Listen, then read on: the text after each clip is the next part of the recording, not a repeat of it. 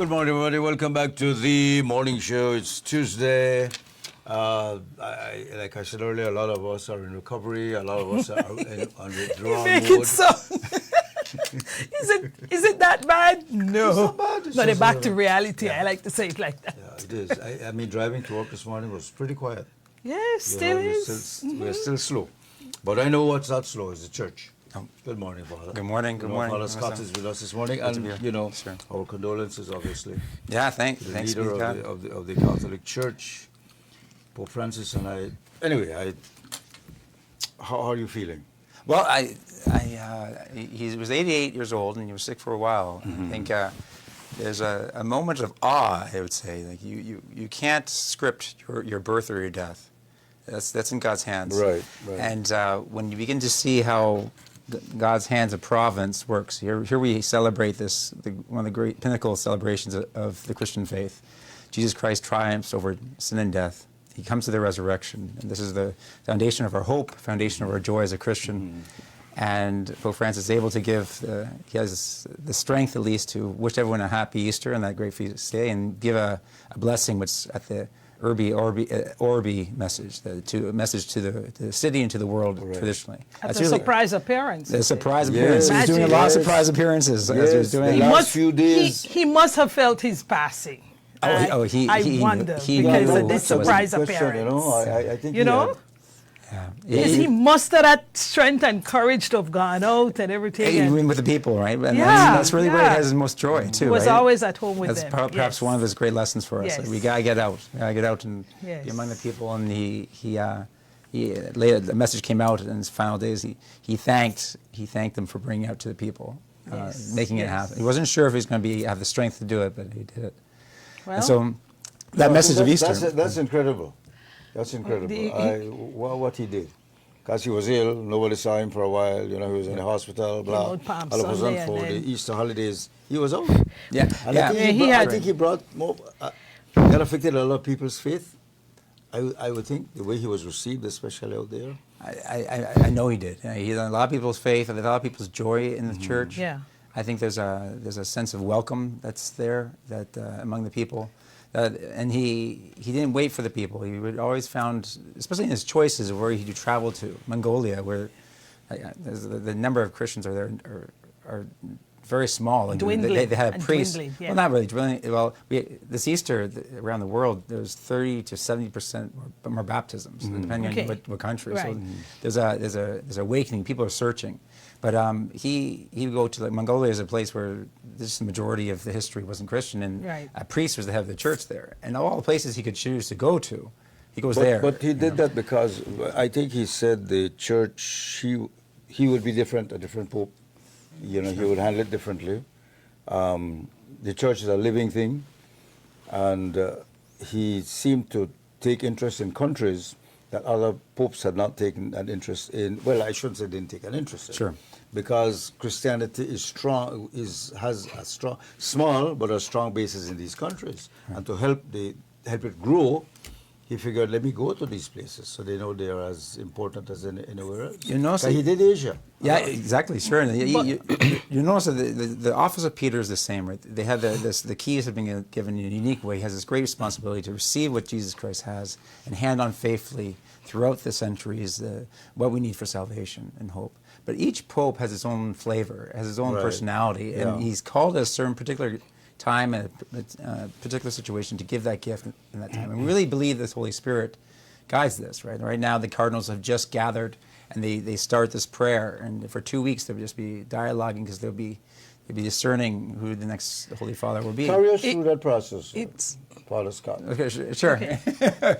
No, you That's go right. ahead. Yeah, I will say immediately after they just gathered, immediately after the post-death, it's 2 weeks. They won't have this vote. The for 2 voting The weeks. doesn't morning start after for 2 morning. weeks. There's about 138 cardinals that are under 80 that can Yeah. be part of that process. And so they all come together, and it's a time of prayer, time of meeting, gathering, time of discernment. And after this 2 weeks of this time, they open up the voting, and they have to get 2/3 of the Two-thirds cardinals majority, to do yeah. so. If they don't have it, the traditional black smoke comes up, and once they do have it, the white smoke is a Until the sign white for everyone. smoke And comes. comes out as traditionally that's there. Pope Francis will usually is buried between 6 and 9 days. It's been announced Saturday morning will be the funeral of Pope Francis. At When? that time. Next Saturday? This Saturday. This Saturday, Saturday. outside the Yes, Basilica. it's significant too because it's also not only is in the Easter octave, right? So we celebrate Yeah. Easter for 8 days. Really, there's a whole season because Right. it's not just about Easter bunnies and chocolate for Right, us, right? right. But it's about the I resurrection. don't know who invented Right. that, really. Right. I was trying to look that up. It's anyway. like a whole 50 days after. So yeah. we celebrate. It's essential, right? We believe we have life after death. Anyway, this is what unites us as Christians. And so during this octave, though, it's also a Divine Mercy Novena. So it's time when we are focused on God's mercy and bring a group of persons to God's mercy each day. And this is significant because Pope Francis very often was like a Pope of mercy. He proclaimed this in a unique way. He called it extraordinary year of mercy to call people back to this essential truth of our Father in heaven. And this is a message, I think, for this age that we need to hear. I think sometimes people are a little bit distant, or maybe they're burdened with their sins, or they're caught up in what they think the church is. And it's nice to, this message of mercy, call back people to dialogue, call back, to invite people back to that hope that we have as Christians. You know? Mm-hmm. And so he's going to be buried in this time of mourning, in this octave of mercy. And then Sunday is the Divine Mercy Sunday, so I belong to Divine Mercy Parish. We're celebrating our 25th year anniversary of this particular devotion in Belize in a unique way. And it's going to be a big celebration of confessions and adoration and food and music and people and friendship and family. It will be a great time of celebration. All in keeping with the Jubilee year, too. Yes, yeah, that's Pilgrims of Hope, right? So, yeah. Definitely, certainly.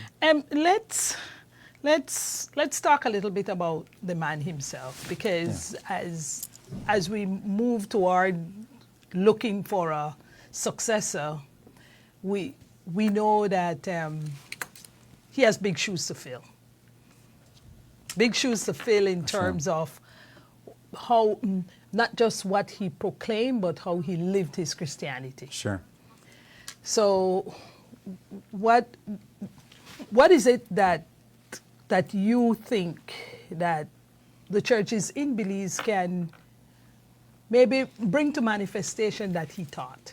Pope Francis? Mm-hmm. Well, I think in his name, right? The fact that he's the first pope that took the name of Francis after St. Francis of Right. Assisi. Mm-hmm. And so you see there certain elements that Pope Francis emphasized, his love of creation and the responsibility for our common home. You see this being a peacemaker in a time of war, really. And we have the Ukraine, you have the difficulties in the Gaza Strip and Sudan and these different areas around the world.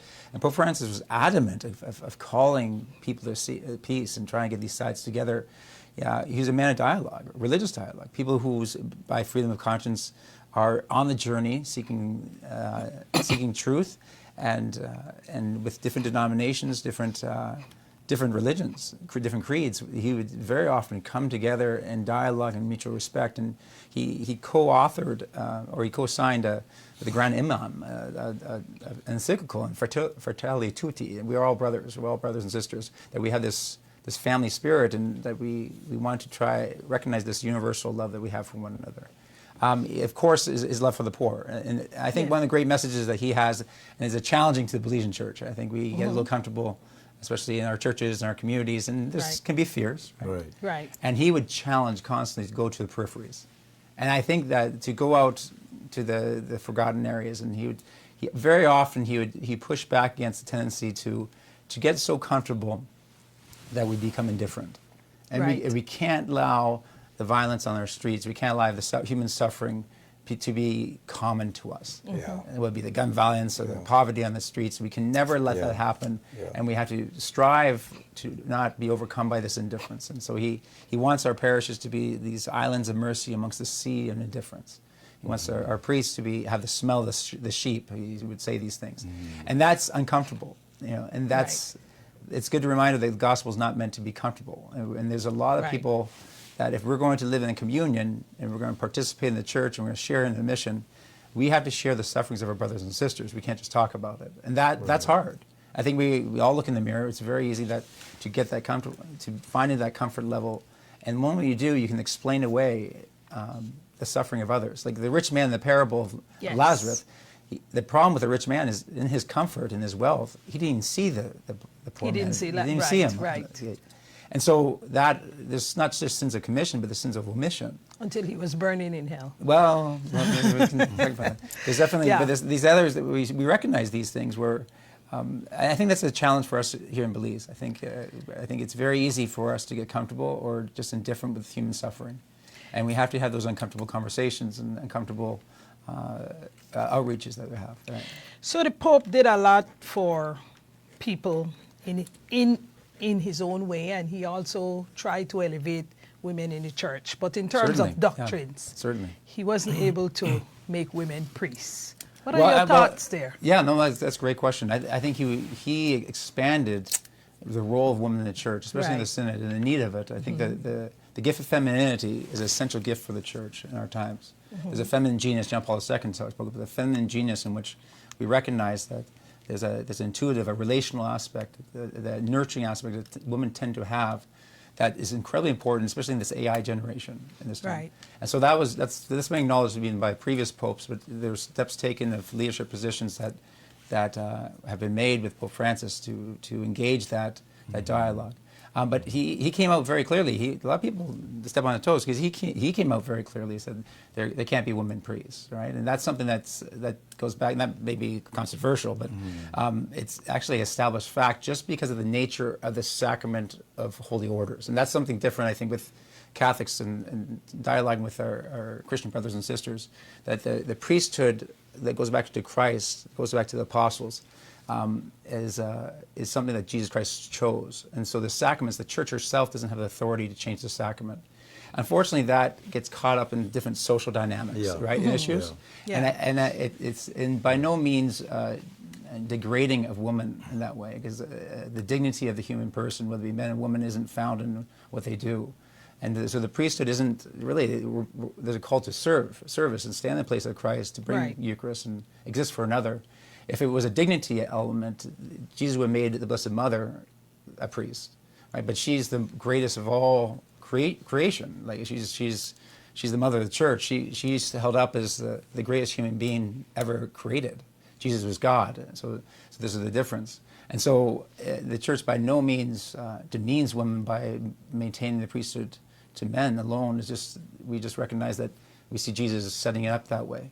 And so it's more along to understanding of the sacrament better, where the dialogue has to go and get away from maybe the social dynamics that's sometimes there, without ignoring the reality of things. And I think Pope Francis was able to address both sides of that, and he didn't make people happy on both sides. Even when he was criticized, Like- and like I that said- is what is, But that's his to me, nature. Yeah. that That's is it. what is Sure. important to me about him, because while he healed the sick, comfort the sad, and he also reached out to people who are different, LGBTQ people. Yes. Sure. He Sure. was He the said one he who would be said different, that. and he was. He was the one who said that. They have a place, modern day, right here in Belize. That's a perfect example. That is something that a lot of the churches grapple with, and they're human beings. This is a perfect example. Pope Francis would emphasize the accompaniment, and I think that he always emphasized the person first. Right. And I think that's where we can't be indifferent to the suffering, and if you can't emphasize the person, you can't enter into the dialogue. Exactly. The same, just like with women's issues, right? There's Pope Francis, as he would go out to the peripheries, whether it be prisoners or migrants or persons with same-sex attraction or whatever, where they feel outside the church, or there's not a place for me, they would be engaged in conversation, and that's the truth of the fact. But at the same time, Pope Francis was one of the great voices against gender ideology, right? Like he was adamant in protecting human dignity. He would push against an ideology that would say that our biological makeup doesn't make us who we are. Right. So he would, again, you have people on both sides getting upset with that, right? And how it is. But I think he would thread that needle very well. And I think it encourages us all to try to not get the soundbite on news and say Pope Francis said this, right? And push an agenda, but to really enter into the dialogue and says, okay, what is the church really saying? And that takes time. It takes more than a morning show. It takes time. He Right. did cause changes. And The church, he did. Oh, He definitely. made serious changes. the important thing too is that for a lot of people, once they reach a certain age, they become numb to everything, and you would not get the changes where they are. And so true. for him, in his 8th decade of life and beyond, he was so transformative. I think We could He- learn. he- he- We changes need the to church. learn a lot from him. You remember he had the Latino culture too, right? So he Yeah. really was. He had that's part of his being there, and He had that fire, let's say. yeah, he did.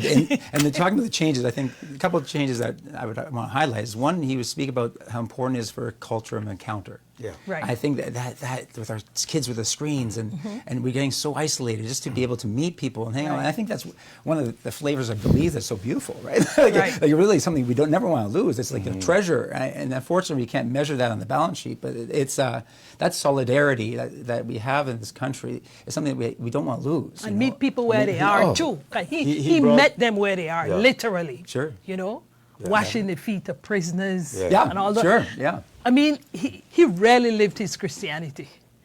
Sure. As the Bible preaches and beyond what the Bible preaches. That's what's nowadays. Instead of teachers, we want witnesses. I think people are tired of just hearing the words; they want to see it happen. But they also and I think try- that's fair, and he did it. Right? Yeah. Brought together leaders of other religions, remember?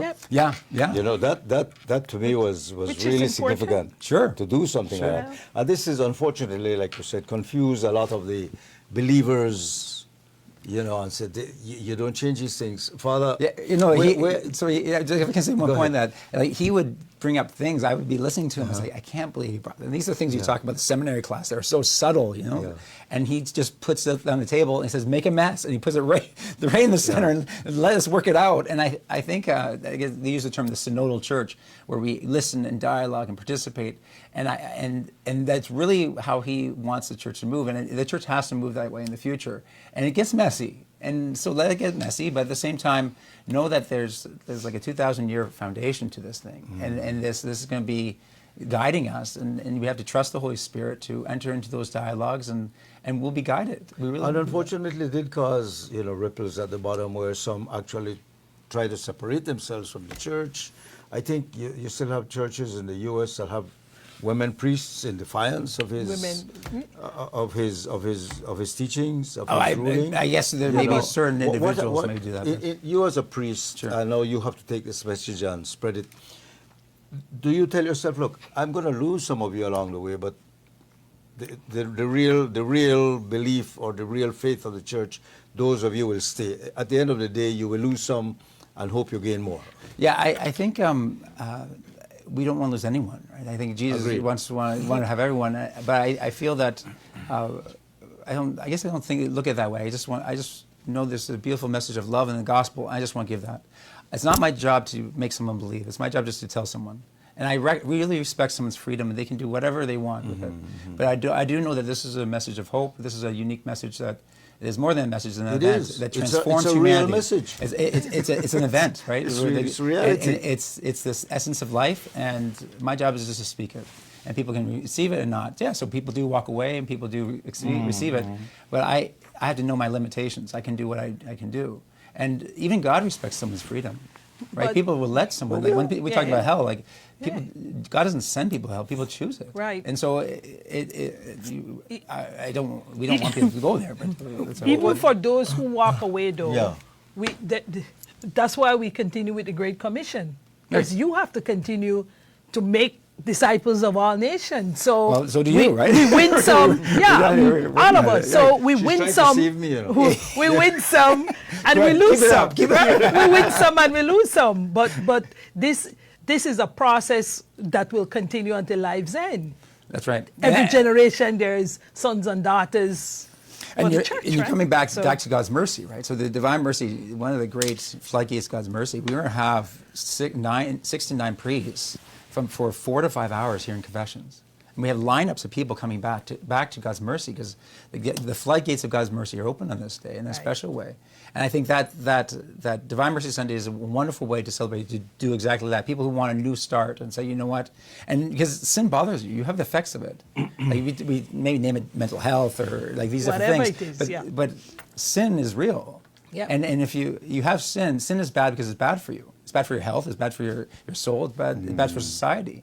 And so we may try ignore sin or explain it away, but it's always going to come back. And we can't fix it. There's no government can fix it. Right. And this is where Jesus Christ is our hope. And this is Christian hope, where we have Right. to proclaim that message. And I think it's something that I think Belize knows very well, but we may not need to be reminded about it every now and then. And And while this- you help us to proclaim, we're responsible to save ourselves. Right. know? To open our Right. hearts for Jesus can Yep. save us. Yes, exactly. That's right. Yep. Yeah. So what's happening in Belize? I understand we'll be having a special mass. Is it next Monday? Is it? Sunday. Sunday. Yeah, Sunday. so Sunday. Divine Mercy Sunday. Sunday, This yeah. it's at 3 p.m. So it's only one mass for the whole Sunday, and it's 3 p.m. Confessions will begin from 10:30 to 11, and so the lines begin to go with the music and the prayers, and then after the mass and the gathering, we bring Jesus in the streets with Eucharistic procession throughout the streets, and we're going out. This idea of moving from communion to mission.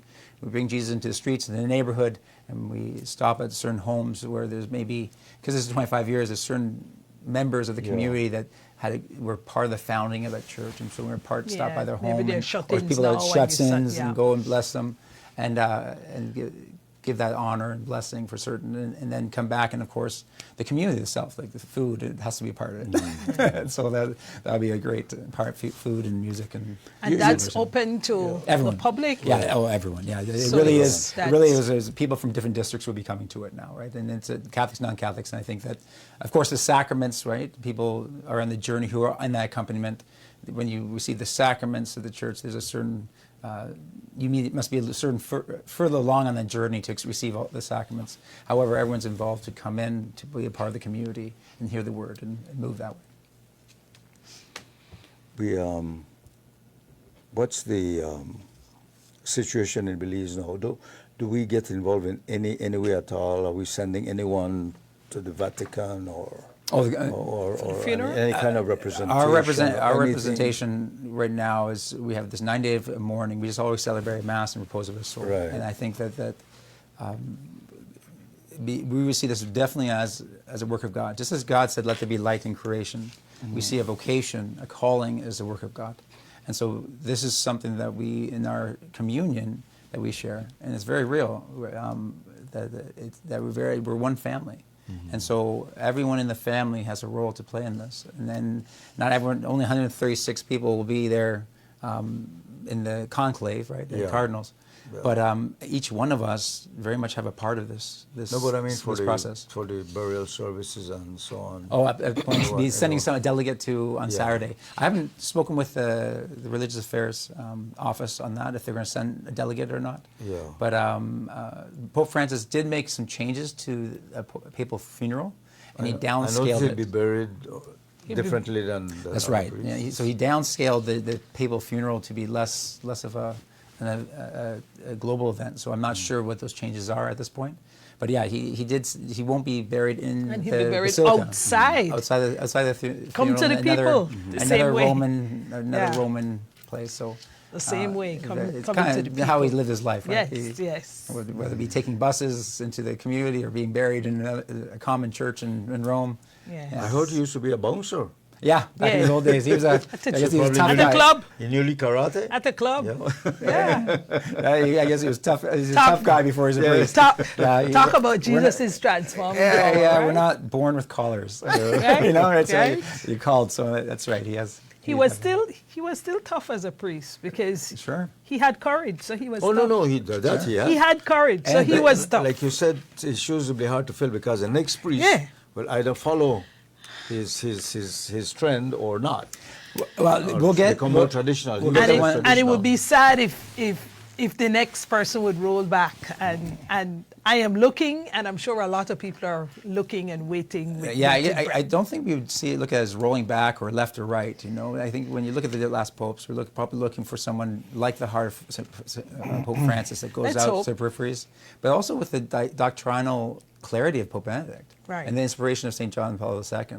You know, almost like a merging of these. But the these problem men. is that the church is living in a real world. Yeah. And as you know, it's being affected by the way society, people think, crime. Right. Sure. And unfortunately, as some will tell you, the devil is very active in the world today. Sure. You know, and the church is struggling to keep its sheep and its fold together. And- So I do think that Francis was important in that sense, looking at that world and saying, you know, I have to bite the bullet and be honest and look at it. And I think he made a lot of changes, gained a lot of respect all over the world because of that.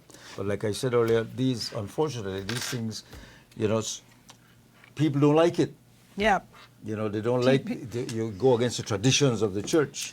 It has to be, you know, and The I church- think this trend that It's- Francis started needs to continue. Yes. This- What? This We're good there. We're good there. We're good there. You said I wanted to convert you. I like to hear that because it's coming. As Jesus I'm converted.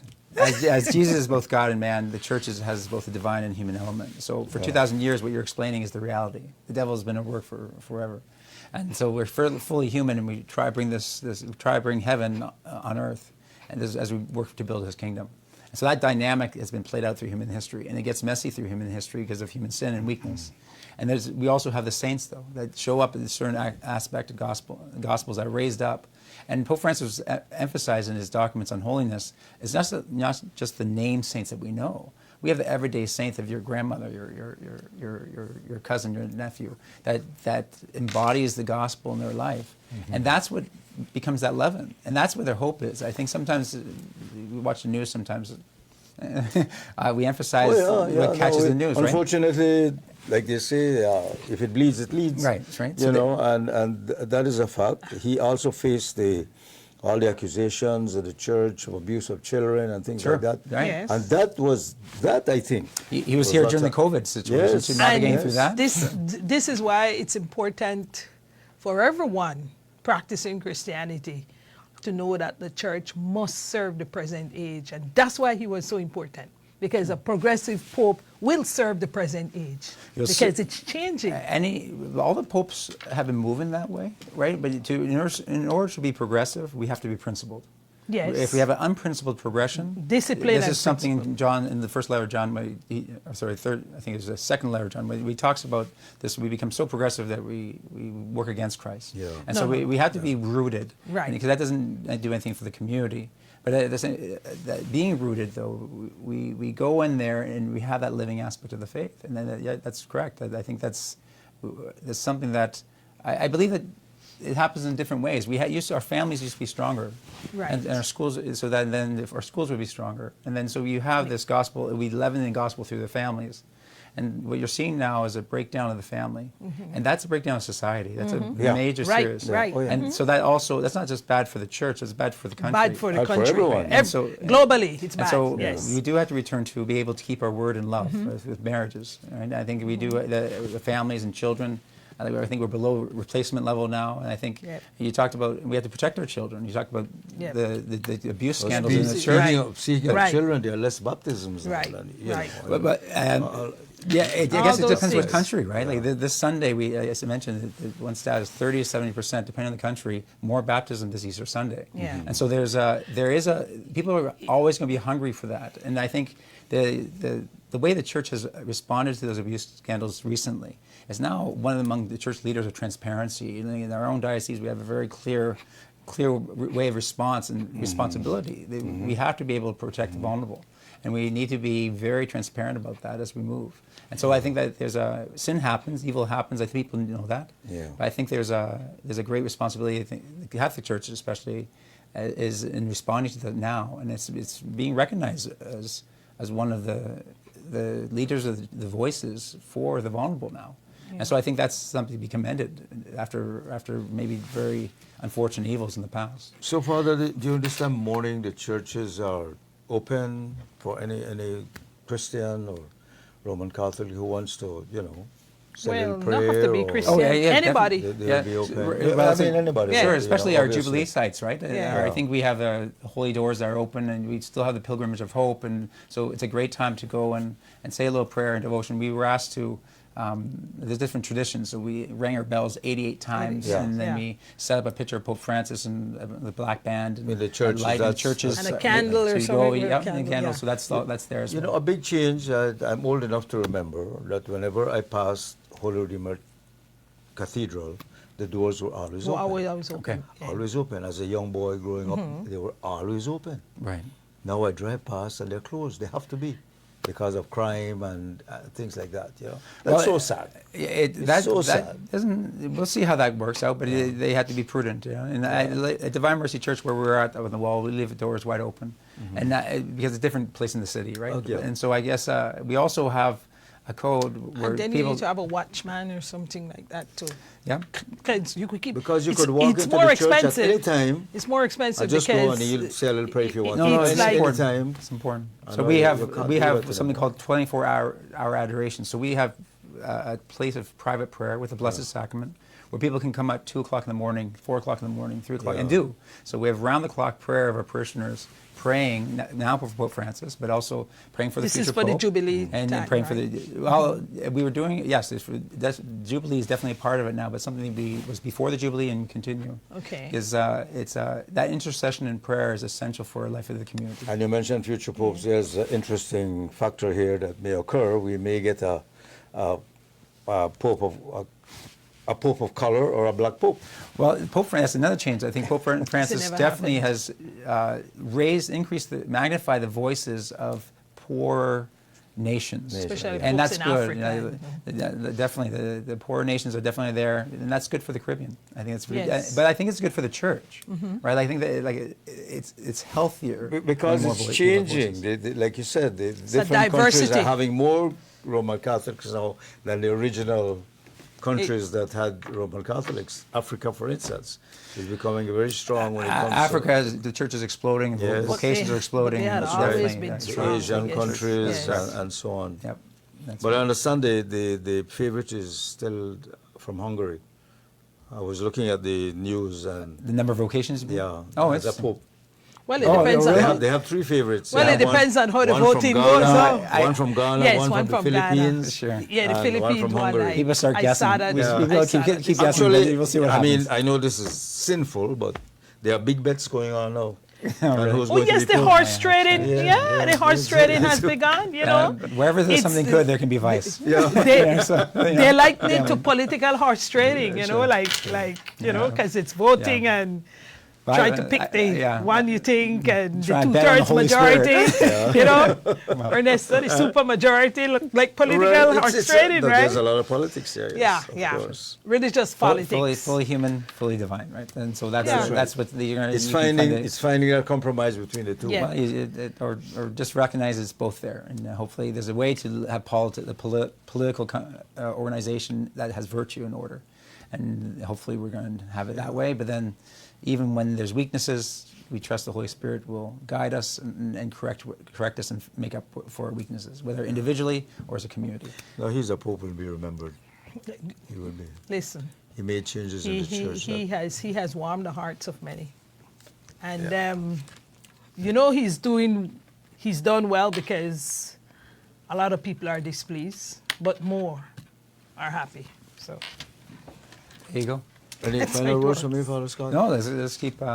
Please pray for. You need to visit us more often. I think so. Always We a should just pleasure hang out. talking And it's to you. nice. I always enjoy Yeah. coming. Yeah. It's nice to just chat. We You know, should, it's good yeah. questions and good conversation. So I appreciate it. Yeah, we try to make it as real as possible, Yeah, but that's good. as fair and honest as which is important. So as we wrap up, tell us about Sunday so that people who are listening So can yeah, join Divine you. Mercy Sunday, confessions open up at as early as 10 in the morning, goes all the way to 3 p.m. in the afternoon. 3 p.m. we pray the Divine Mercy Chaplet, which is a meditation on the Passion of Christ and asking God's mercy for the whole world.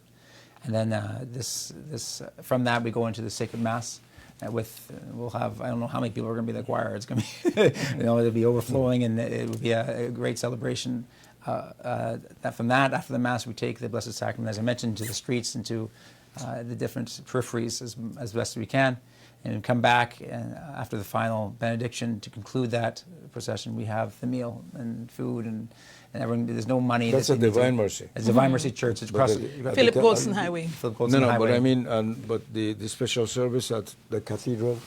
Oh, I'm sorry. I apologize. Yeah. for Oh, the no, Pope. but he's going back to the finishing Pope. that, Yeah. yeah. No, the following day. So after the octave of Easter. Easter, they will have the 6 p.m. at the Holy Redeemer Cathedral, the memorial mass for Pope Francis, and they'll be guess wearing the traditional red at All that you time. priests will be taking part in Uh, that. It's all- going to be a big It's event. very important, and I invite all the faithful to be part of it, and even our Christians of different denominations to come. Yeah. I've been very thankful and touched by the great responses in the Council of Churches and different church members to really to the great words of sincere condolences and prayers. And I think it's a great it's a beautiful family that we have.